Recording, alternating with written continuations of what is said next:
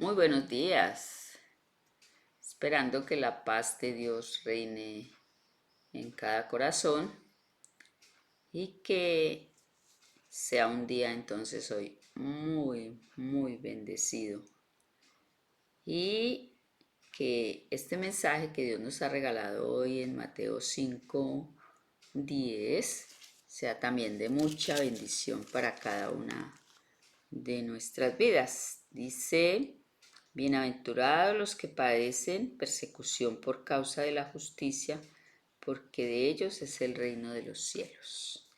Otra versión dice: dichosos los que sufren persecución por hacer lo que Dios dice, pues el reino de Dios les pertenece.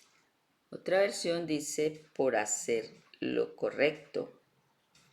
Y otra versión dice: los que son perseguidos a causa de la justicia. Pero viene la promesa: el reino de Dios les pertenece.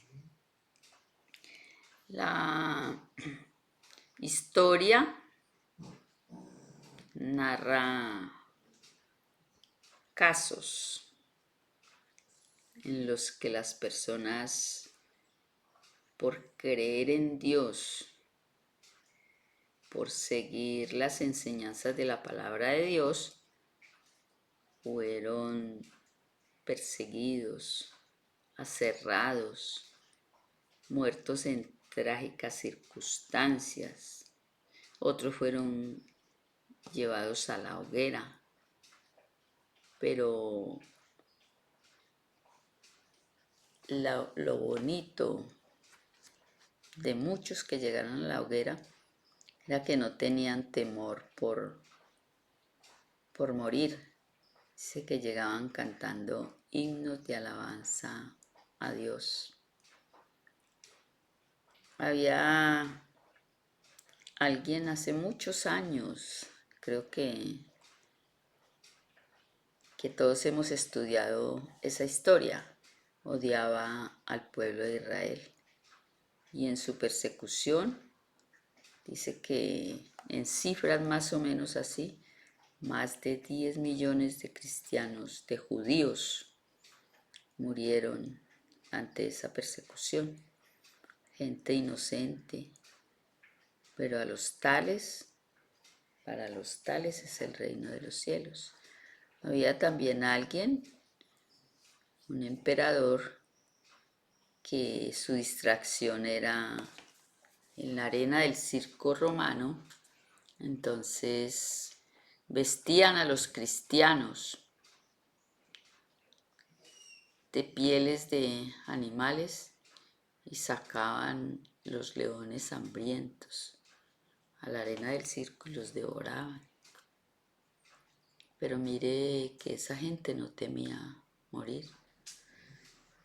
Qué bonito uno morir en una esperanza en Cristo Jesús y de que entonces va a heredar la vida eterna.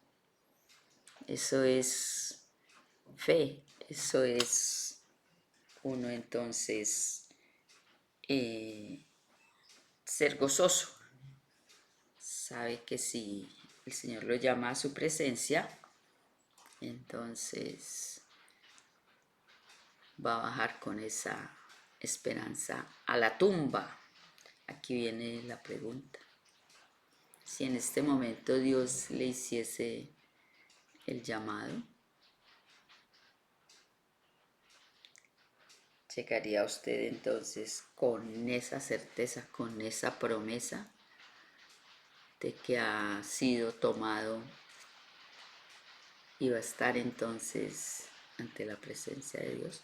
Volvemos a decirlo, no porque seamos perfectos, sino porque la justicia de Cristo entonces nos cubre y nos ha apartado para trabajar en su viña con gozo y con alegría. Nos ubicamos un poco también ya en el ejemplo mayor que es el Señor Jesucristo, y lo encontramos la noche anterior a la crucifixión, orando en el Monte de los Olivos y pidiéndole a su Padre Celestial la fortaleza que necesitaba. Dice, Señor, si es posible, pasa de mí esta copa, mas no se haga como yo, sino como es tu voluntad.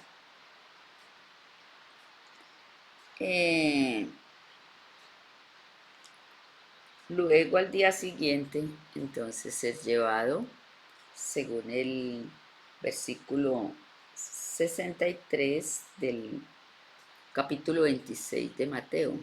Bueno, podemos ubicarnos un poco en el 61.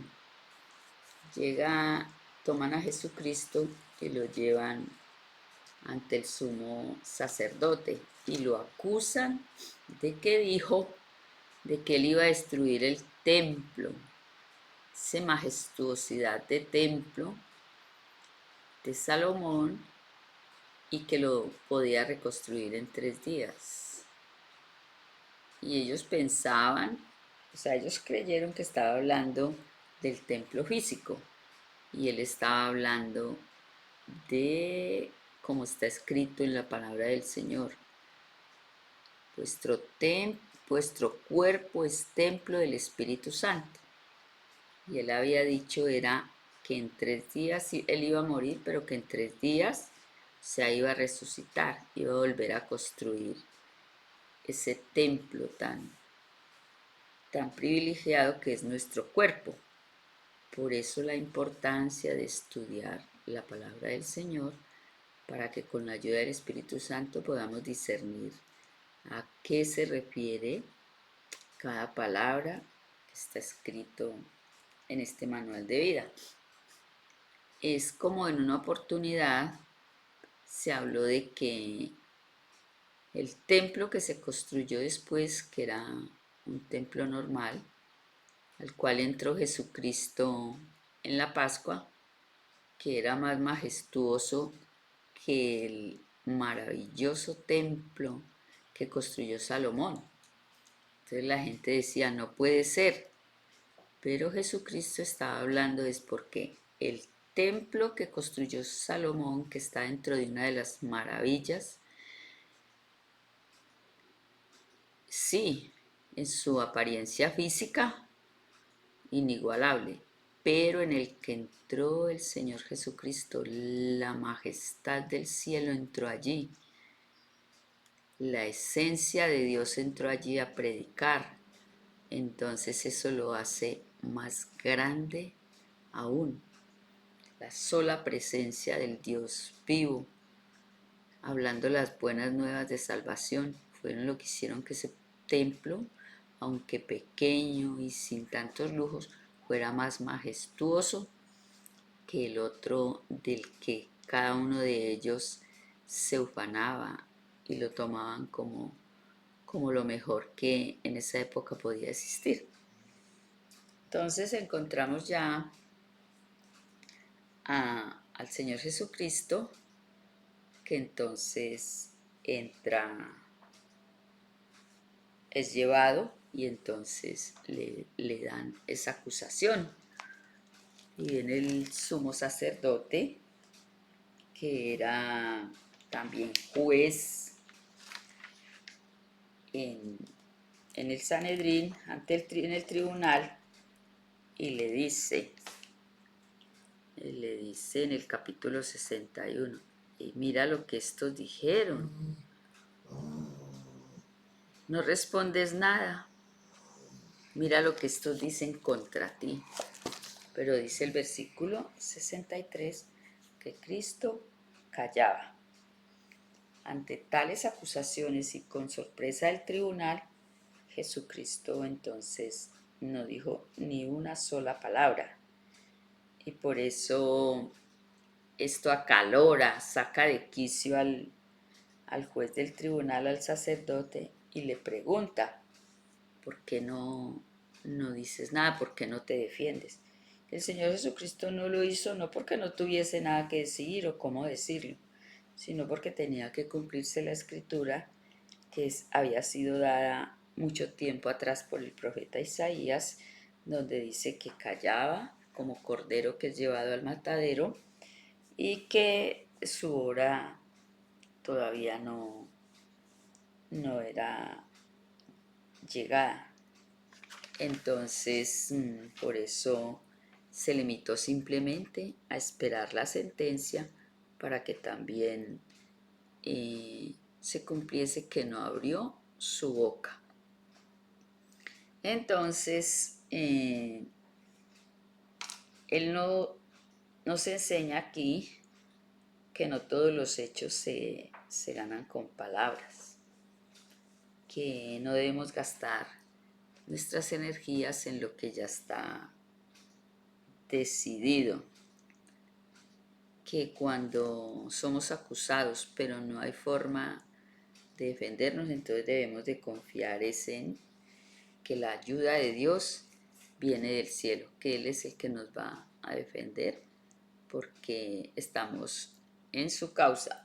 En Proverbios 26:11 dice que el necio es el que ante la menor provocación da rienda suelta a toda su ira y dice lo que se le viene a la boca sin reflexionar ni considerar nada. En cambio, el sabio, el que es dirigido por el Espíritu de Dios, se domina a sí mismo, es prudente y reflexivo, mide sus palabras con calma y escucha con atención lo que se dice. Entonces, mire usted, hay otro ejemplo muy bonito que se encuentra en Éxodo 14:14 y es cuando el pueblo de Israel es sacado de Egipto y adelante está el Mar Rojo y atrás vienen nuevamente los ejércitos del faraón porque se arrepintieron a última hora de haberles dado permiso para salir a adorar a Dios donde él le decía, y entonces ellos se asustan y les dice, ay, para eso nos sacaron de Egipto, para venirnos, dejarnos morir aquí en la orilla de este mar. Pero ¿qué les dice Moisés? Él no les contestó conforme a la necedad con que le hablaron, sino todo lo contrario.